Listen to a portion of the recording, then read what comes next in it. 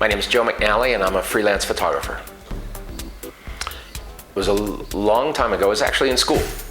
I was in communications school. I was studying to be a writer. I wanted to be a sports writer for a newspaper or magazines.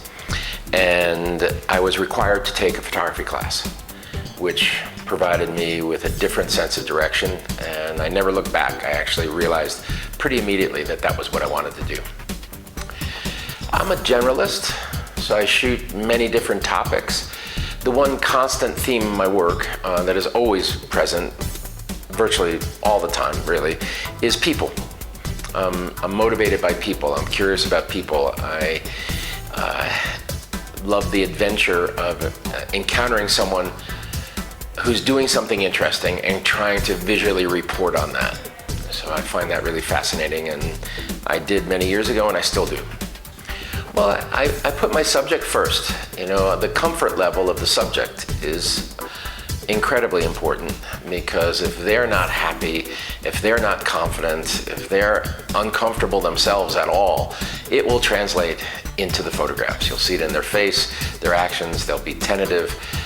They won't be happy, you know, to be in front of your camera. So I really strive to create a comfortable environment for my subjects to make sure that they are at ease, they feel confident. With a dancer, you mentioned a dancer, you know, one of the first things I ask about is the floor, the surface, because that's their instrument.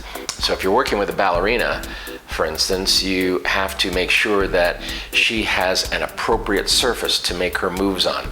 Otherwise, the risk of injury comes up, and then they're not going to be able to perform to their fullest capabilities.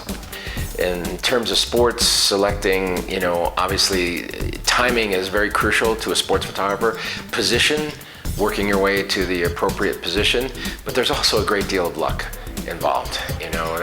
You can be in the best position in the world and, I don't know, at the last minute get blocked, or have nothing happen, have something significant happen in another area that you can't possibly cover. So as much as preparation is necessary, there's also the factor of luck. For younger people coming along in this industry, it can seem really daunting and scary, but at the same time, always remember that your possibilities for storytelling now are greatly enhanced. We just spoke of technology, and so now you have digital delivery, which can be very immediate. You have the web, you have podcasts, websites, blogs, Twitter, social media, Instagram, you name it, across the board.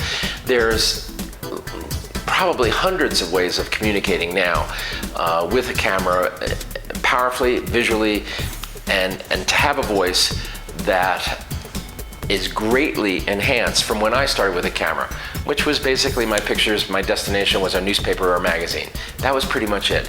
Now, even though it's going to be a hard thing to do, your possibilities to do good storytelling are extremely enhanced. So stick with it, despite the fact it may seem extremely difficult thing to do.